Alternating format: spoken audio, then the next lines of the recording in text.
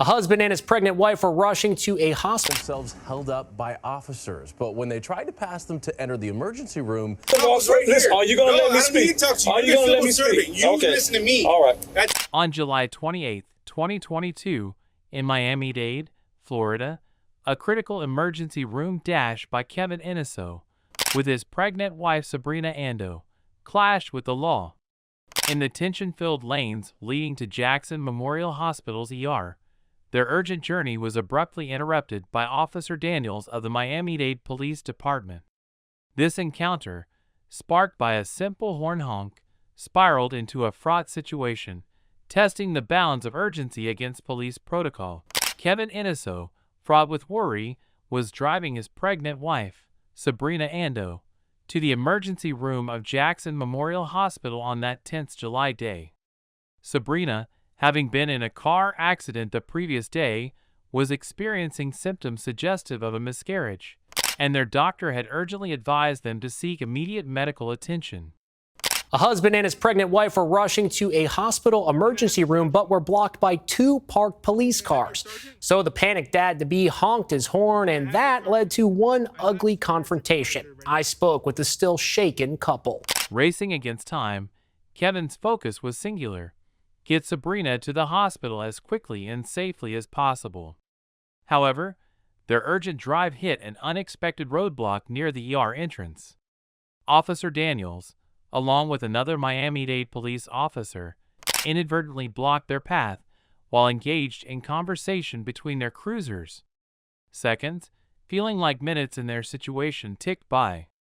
With Sabrina's health at stake, Kevin, driven by a mixture of fear and desperation, resorted to honking his horn, a plea for the officers to clear the way. It was a simple, instinctive act meant to signal the urgent need to access the hospital. This honk, meant to convey urgency, unfortunately, caught the attention of Officer Daniels in a way Kevin had not anticipated. Don't threaten me. Don't threaten me. Okay, do not threaten me. Do not threaten me. Nobody's blocking. You don't. First of all, listen. Are you gonna let me speak? Are you gonna let me speak? You listen to me. All right. That's it. Okay. You move out the way when I have an emergency. That's it. There is no, oh, we were talking about what we're eating for dinner. Nothing else. Right. I told you that. Setting the stage for a confrontation that extended far beyond a regular traffic hiccup. The tension escalated rapidly after Kevin Iniso's horn honk broke the stillness. Officer Daniels, perceiving the honk as a disruption rather than a distress signal, promptly exited from his cruiser and approached Kevin's vehicle with an air of authority. The situation, already fraught with Kevin's anxiety for his wife's health, was further intensified by the officer's stern demeanor. Officer Daniels, seemingly oblivious to the emergency room's proximity and the urgency of Kevin's situation, demanded his driver's license. Kevin, in turn, sought to explain the urgency of their predicament, hoping for understanding and quick resolution.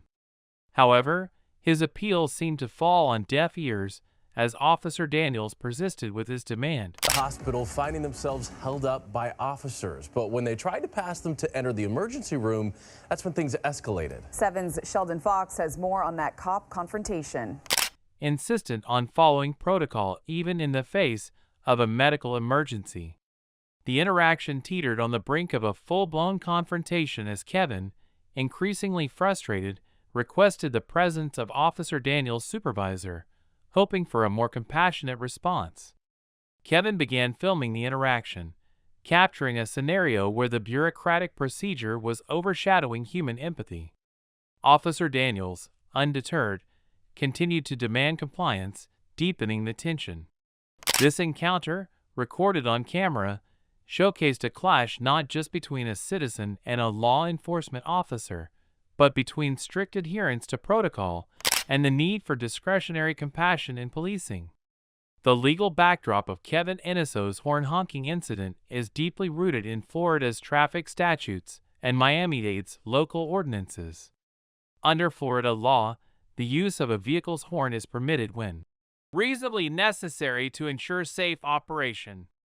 This change in law removed previous restrictions that confine horn honking to specific scenarios. Fire rescue come and treat you right now. They look at you and take your vitals and everything from the accident that you had yesterday, sir. Don't threaten me. Don't threaten me. Okay, do not threaten me. Do not threaten me. Nobody's blocking. You don't. First of all, listen. Are you gonna let me speak? Are you gonna let me speak? You listen to me. All right. That's it. Okay. You move out the way when I have an emergency. That's it. There is no, oh, we were talking about what we're eating for dinner. Nothing else. I told you there's an emergency. A missing person. Okay, and I actually have an emergency, an actual emergency right now. Is there a missing person here? Definitely not the priority over an emergency for my wife and her unborn baby. That's why we're calling fire rescue, sir. Yeah, even though right there's emergency room, right? That's smart. What's your badge number? Do you know? 4268. 4268. Broadening the permissible use of horns for communication among drivers. However, the Miami-Dade Code of Ordinances presents a more restrictive view. It deems horn honking as an unreasonably loud, excessive, unnecessary, or unusual noise, unless used as a warning of imminent danger. You say it's emergency. We're calling fire rescue for you so we can check on your wife or your girlfriend. Okay. Do you have your ID with you, ma'am? I do. Let me see your ID. Your driver license. That'll be fine.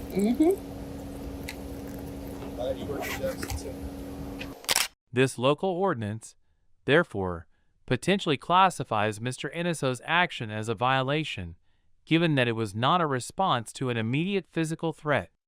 Officer Daniels' reaction to Mr. Iniso's honking, demanding his driver's license, raises critical questions about the interpretation and enforcement of this ordinance.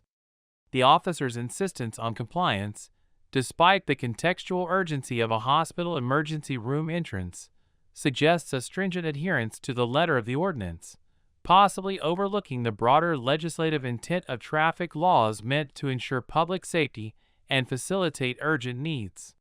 You say you work for Jackson Hospital? Which hospital do you work for? I work for all of them. You work for all of Jackson? Which is Jackson, Maine? That's the one you work for? Main facility. Okay, what is your title with Jackson Hospital? I'm a financial analyst. I work in a business office. Okay. All right. You say you had credentials, your Jackson credentials? Okay, and just make sure. Okay, thank you. You still won't show me your driving license, sir? If you tell me a law broke. All right.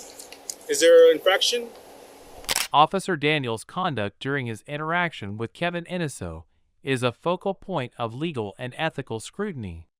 His insistence on Mr. Iniso providing identification and subsequently demanding that he exit his vehicle, despite the urgent medical context, raises questions about the proportionality and reasonableness of his actions. We're going to deal with this emergency at this moment. We'll get your supervisor. We'll get your supervisor over here. We'll get your supervisor. We will get your supervisor, sir. I need one as soon as possible. Obviously, I'm in an This is emergency mode right here. This we're going to deal with it. No, we're going to deal with this emergency right here. You would take her over there. She's alert. She's alert. She's alert, sir. She's alert and she's breathing. We care about everybody. We care about everybody. We care about everybody. You want to confront me? You want to? Except for the people you kill. Why are you saying that? For what? You trying to antagonize me? There's no need to antagonize me. There's no need to antagonize me. There's no need to antagonize me, sir. This encounter took place in a highly charged environment, with Mr. Iniso's pregnant wife experiencing potential medical distress, emphasizing the need for compassionate and situational discretion in law enforcement. The potential Fourth Amendment implications in this scenario are significant. The Fourth Amendment protects citizens from unreasonable searches and seizures, and its interpretation often hinges on the concept of a reasonable expectation of privacy and the reasonableness of an officer's actions. Okay.